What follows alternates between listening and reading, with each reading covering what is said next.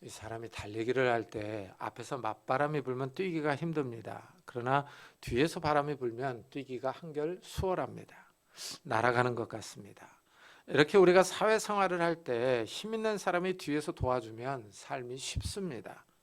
어려운 일도 잘 해결해 나갈 수 있습니다. 하지만 도와줄 사람이 없으면 혼자 낑낑대면서 어려운 일을 헤쳐나가야 합니다.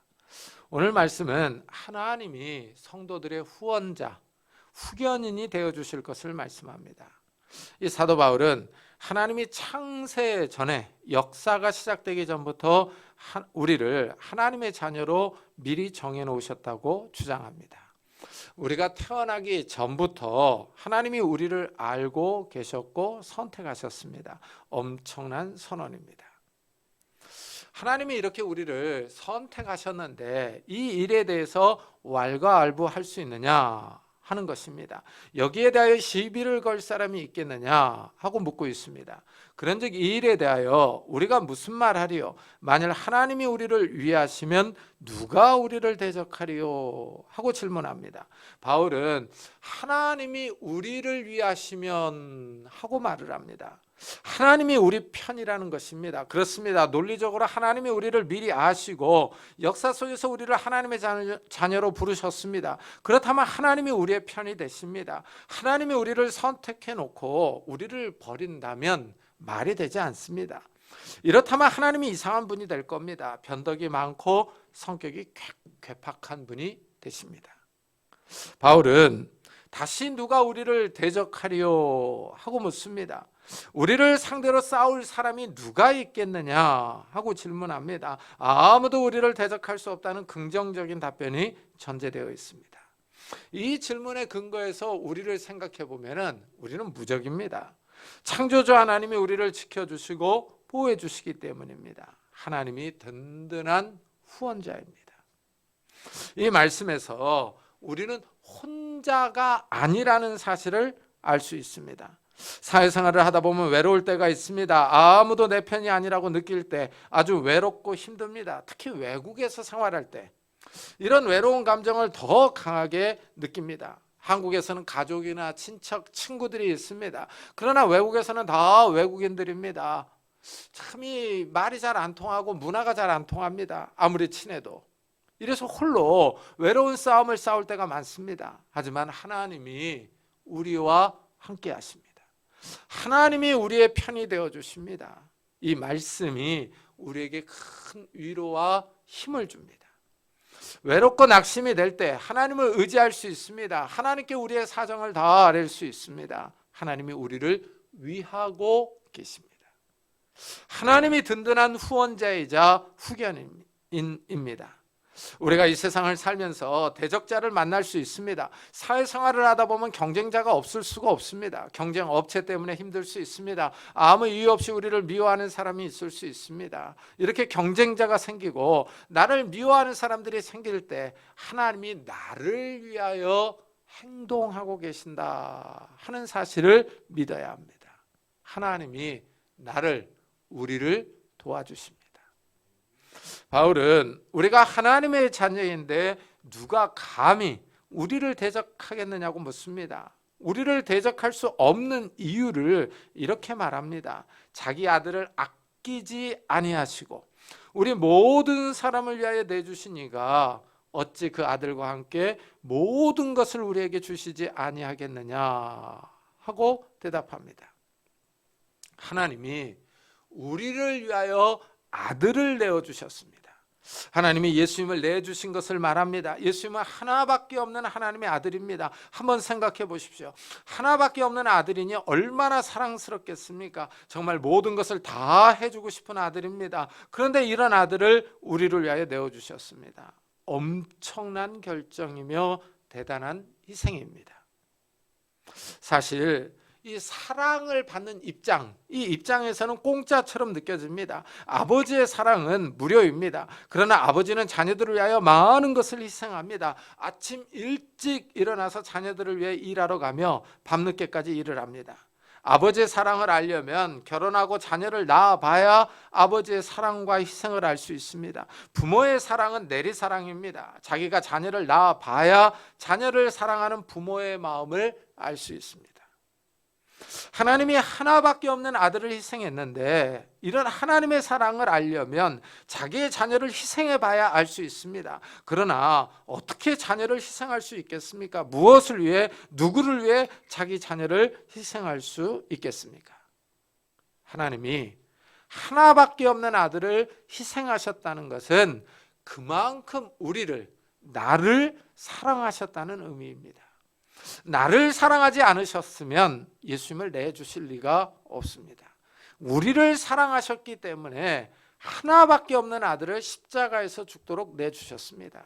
하나님이 나를 사랑하고 계십니다. 우리를 귀하게 여기고 계십니다.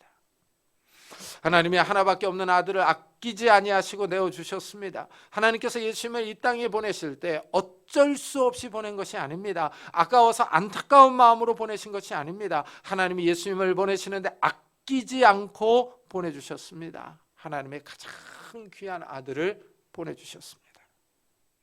하나님이 우리를 죄에서 구원하기 위하여 이런 대단한 결정을 하셨습니다. 이렇게 귀한 아들을 주셨는데 다른 것을 아끼겠느냐 하는 것입니다. 아들을 아끼지 않고 내어주셨는데 다른 것을 줄 때 아까워하겠느냐 하고 묻습니다. 이 질문에는 다른 것도 아끼지 않고 내어주신다는 답변이 깔려 있습니다. 하나님이 우리를 도와줄 준비를 하고 계신다는 의미입니다. 하나님이 우리의 편이 되어 주십니다. 이 말에는 하나님이 다른 것도 아낌없이 내주실 준비가 되어 있다는 뜻입니다. 하나님이 우리의 든든한 후원자, 후견인입니다. 이 말씀을 믿고 우리는 기도해야 합니다. 이 말씀을 의지하고 하나님의 응답을 바라보고 간구해야 합니다. 하나님은 우리의 기도에 기꺼이 응답하실 준비가 되어 있습니다. 이 말씀은 기도하는 사람들이 아주 좋아하는 구절입니다. 하나님이 우리의 편이 되셔서 모든 것을 주실 준비를 하고 계십니다. 우리의 기도에 응답하시는 하나님이 바로 창조주이십니다. 이 우주 만물을 창조하시고 다스리시는 분입니다. 이 우주 만물의 주인이 바로 우리의 아버지이십니다. 우리는 대단한 후원자를 두고 계십니다. 우리가 필요한 것을 하나님께 기도합니다. 하나님이 기도를 들으시고, 야, 그것은 내가 좋아하는 건데 너 주기는 좀 아까운데, 너보다는 하늘에 더 필요할 것 같은데 하면서 난처한 표정을 짓지는 않습니다. 하나님이 우리의 간구에 당혹스러운 감정을 표현하지는 않습니다. 오히려 하나님은 성도들의 간구를 좋아하십니다. 성도들이 기도하면서 나오는 것을 기뻐하십니다. 하나님은 성경 곳곳에서 이 자녀들에게 기도하라고 하십니다. 하나님은 기도하는 사람에게 인색하게 구는 것이 아니라 오히려 좋아하십니다.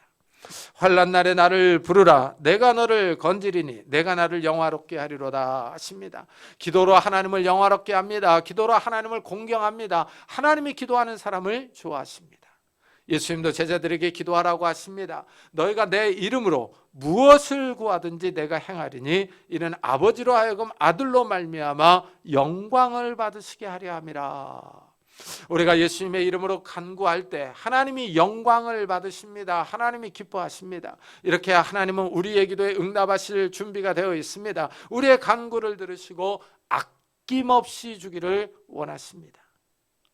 하나님이 우리를 위하여 하나밖에 없는 아들을 내주셨습니다. 우리는 하나님이 이 세상이 창조되기 전부터 선택을 받은 사람들입니다. 이래서 사람들이 우리를 대적할 수 있습니다. 바울이 계속 묻습니다. 누가 능히 하나님께서 택하신 자들을 고발하리요? 의롭다 하신 이는 하나님이시니 누가 정죄하리요? 하고 질문합니다. 여기서 고발과 정죄는 이 법적인 용어들입니다. 고발은 누가 범죄 사실이 있다는 것을 수사기관에 고하는 것입니다. 이것은 제3자도 할 수 있습니다. 다른 사람이 우리에게 죄가 있다고 고발할 수 있느냐 하는 질문입니다. 이것은 우리가 어떤 도둑질을 해서 경찰서에 고발당한다는 내용은 아닙니다. 경찰이나 검찰 앞에서가 아니라 하나님 앞에서 누가 우리를 고발할 수 있느냐 하는 것입니다. 성도들이 이 땅에서 죄를 지으면 성도들도 벌을 받습니다. 경찰의 조사를 받아야 하고 범죄 사실이 입증되면 거기에 합당한 벌을 받아야 합니다. 따라서 성도들도 이 땅의 법을 지키며 살아가야 합니다. 하지만 성도들이 이 땅에서 깨끗한 삶을 살아가도 다른 사람이 고발할 수 있습니다. 오히려 신앙을 빌미로 이 모함하거나 고발하는 사람들도 있습니다. 참 우리는 정말 이 좋은 나라에 살아갑니다. 정말 이 종교의 자유가 있는 나라입니다. 그래서 우리가 신앙생활을 한다고 누가 우리를 고발하지 않습니다. 가서 예배드린다고 해서 우리를 잡아가지 않습니다. 그러나 이 공산주의 국가나 이슬람 국가에서 정말 이 예수를 믿는다고 하는 이유 하나만으로 고발을 당하고 이 잡혀가고 재산을 빼앗기는 이런 일들이 발생합니다. 참 이것을 보면은 우리가 정말 행복한 나라에서 살아가고 있다 하는 것을 알 수 있습니다. 이 성경에서도 보면은 이 신앙의 사람들이 고발을 당합니다. 이 구약에서 다니엘을 볼 수 있습니다. 다니엘이 국무총리로 일을 합니다. 그러자 다른 정치인들이 다니엘을 시기합니다. 다니엘을 총리의 자리에서 끌어내리고 싶습니다. 그러나 다니엘이 흠을 보이지 않습니다. 윤리적으로 깨끗한 삶을 삽니다.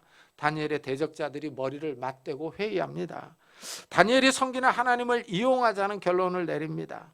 다니엘이 하루 3번씩 하나님께 기도한다는 사실을 알고 이것을 이용합니다. 이 다리오 왕에게 가서 다리오 왕 외에는 그 누구에게도 구하지 못하게 하는, 즉 신에게도 기도하지 못하게 하는 법을 만들자고 합니다. 이런 법을 만들어서 페르시아 나라에 선포하자고 합니다. 왕도 나쁠 것이 없습니다. 왕이 동의합니다. 앞으로 30일 동안 신이나 사람에게 구하지 못하게 하는 법을 공포합니다.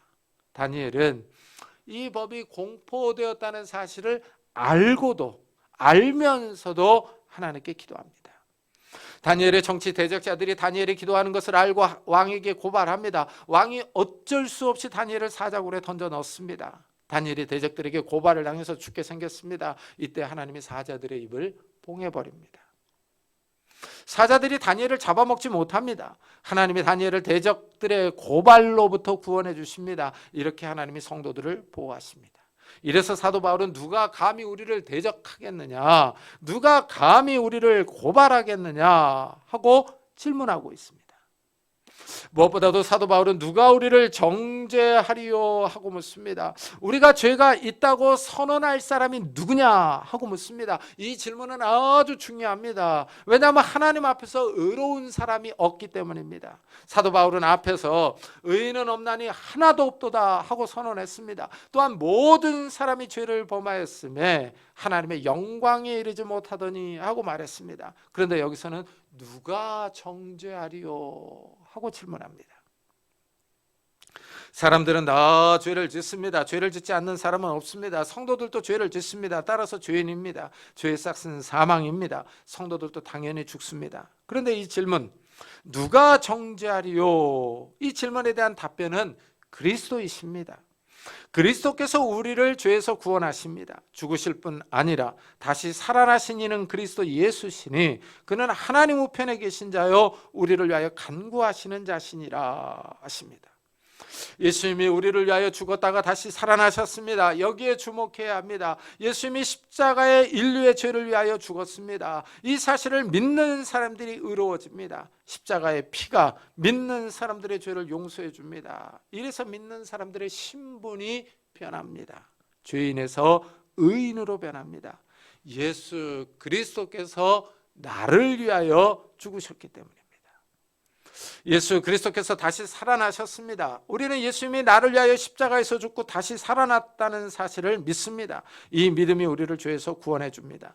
우리가 구원받기 위하여 아무것도 한 것이 없지만, 공로가 없지만 하나님이 이 믿음을 보시고 우리를 의롭다고 인정해 주십니다. 이것이 칭의입니다. 우리는 믿음으로 구원을 받았습니다. 거저 은혜를 받았습니다. 받는 사람의 입장에서는 공짜입니다. 그러나 이 구원의 은총을 마련하기 위하여 하나님은 큰 희생을 치르셨습니다. 하나밖에 없는 아들을 십자가에서 죽도록 내어주셨습니다. 성자 하나님이 큰 고통을 당하셨습니다. 성부 하나님과 성자 하나님께서 우리를 구원하기 위하여 큰 고통을 당하셨습니다. 요즘 가을 날씨가 참 청명하고 좋습니다.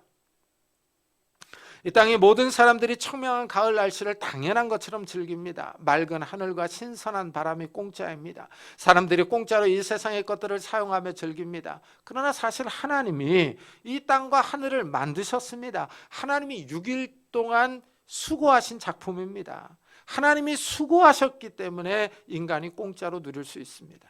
이와 마찬가지로 예수님이 우리를 위하여 희생하셨습니다. 채찍질 당하시고 머리에 가시 면류관을 쓰셨습니다. 십자가에서 양손과 양발에 못 박히시고 창으로 허리를 찔리셨습니다. 십자가에서 탈진해서 돌아가셨습니다. 예수님의 이런 희생 때문에 우리들이 공짜로 하나님의 은혜와 구원을 누리는 것입니다. 성도들이 영원한 사망을 당하지 않습니다. 성도들도 죄를 짓습니다. 그래서 죽습니다. 육신은 죽어서 땅에 묻힙니다. 그러나 영혼은 살아서 천국에 갑니다. 예수님이 이 땅에 다시 오실 때 믿는 사람들이나 믿지 않는 사람이나 다 부활합니다. 믿지 않았던 사람들은 부활해서 영원한 심판을 받습니다. 영원한 형벌에 들어갑니다. 이것을 둘째 사망이라고 부릅니다. 믿는 사람들은 부활해서 영원한 생명으로 들어갑니다. 하나님 나라에서 부활한 몸으로 영생을 누립니다. 둘째 사망의 해를 당하지 않습니다. 이것이 완전한 구원입니다. 이래서 사도 바울은 우리를 정죄할 사람이나 신이 없다 하고 선언하는 것입니다. 오늘 말씀에서 누가 우리를 대적하리요? 누가 우리를 정죄하리요? 누가 우리를 고발하리요? 하고 질문하고 있습니다. 이 질문에 대한 답변이 예수 그리스도입니다. 예수 그리스도께서 나를 위하여 죽고 부활하심으로 우리가 죄인에서 의롭게 되며 우리를 대적할 사람들이 없는 겁니다. 우리가 이 땅을 살아가면서 좀 어려운 일을 당할 수 있습니다. 그럴 때마다 그리스도께서 나를 위하고 계신다라는 사실을 기억하면서 정말 힘있게 이 세상을 살아갔으면 좋겠습니다.